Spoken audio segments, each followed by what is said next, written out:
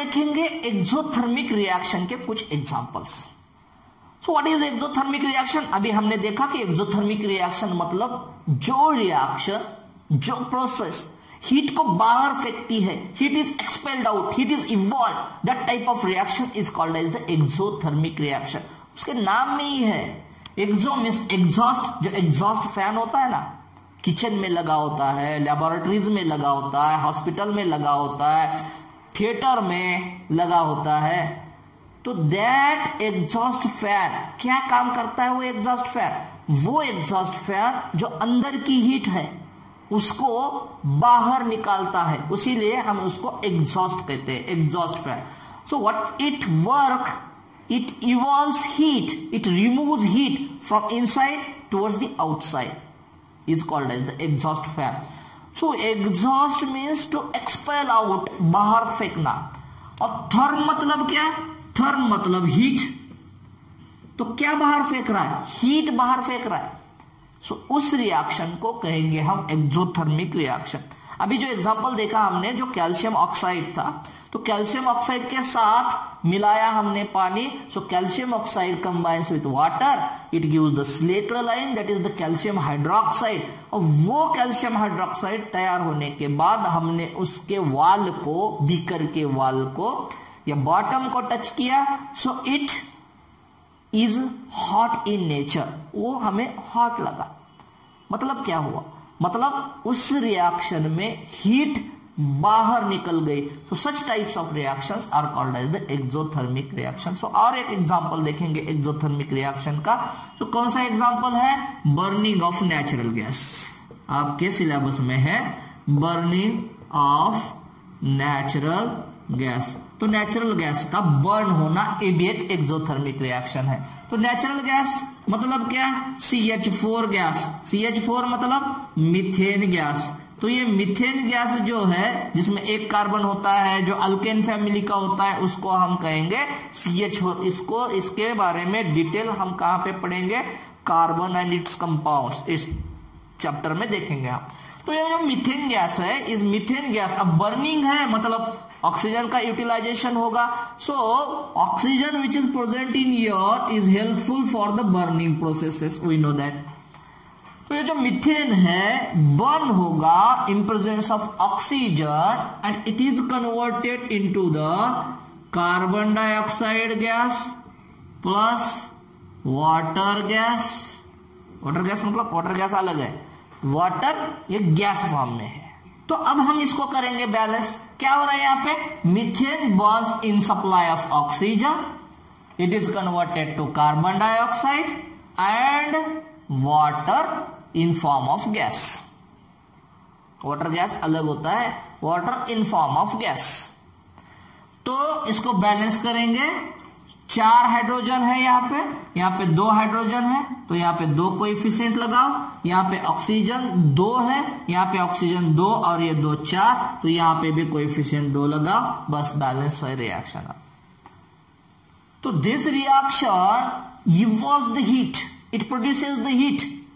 Such reaction are called as the exothermic reaction. ठीक है। और एक नेचुरल प्रोसेस है, that is the exothermic reaction.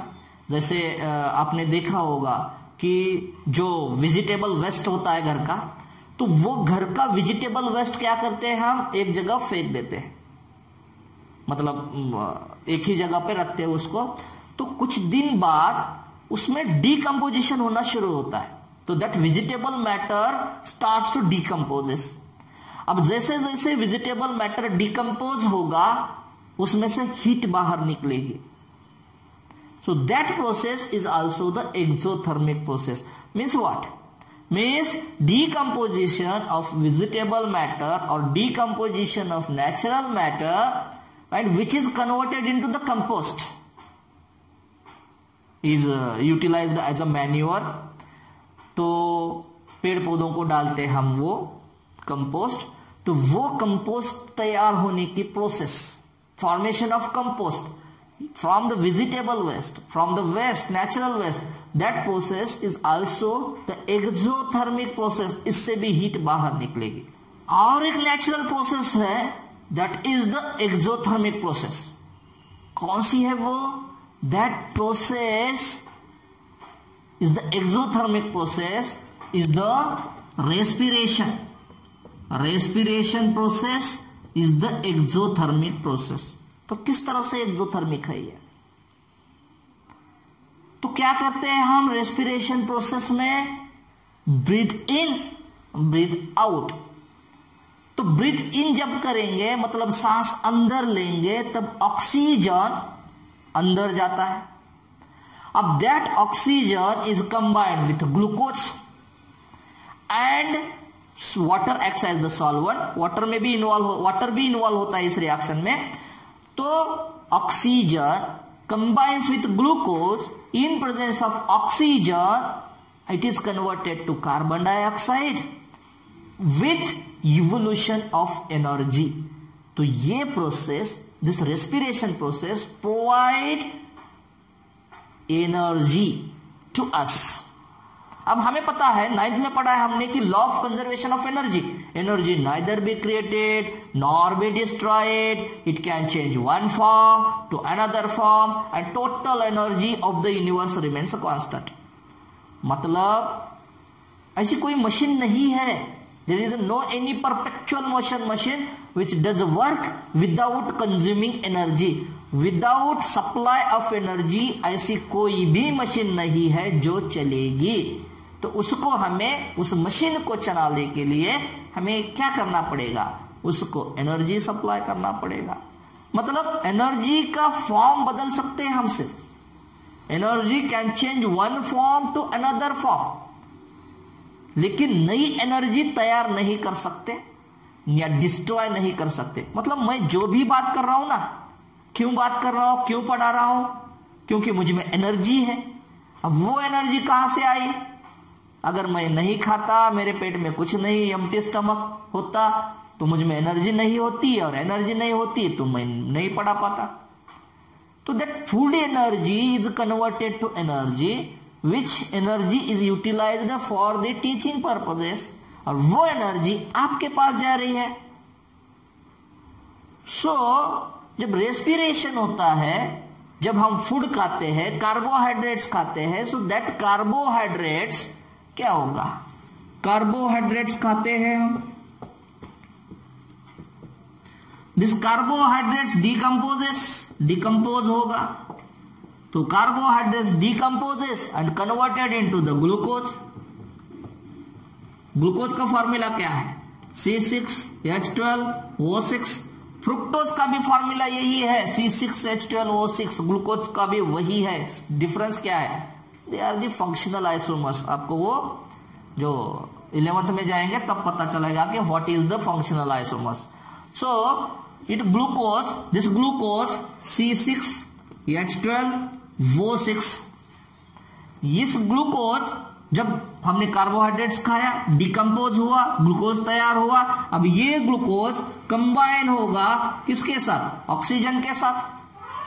Solvent भी लगेगा. कौन सा सॉल्वेंट? वाटर सॉल्वेंट, जो बॉडी में प्रेजेंट है. So glucose combines with oxygen in presence of water. It is converted to CO2 and water molecule separates water molecule and evolution of energy. तो ये process, respiration process, हमें energy supply करती है. कहां से आई?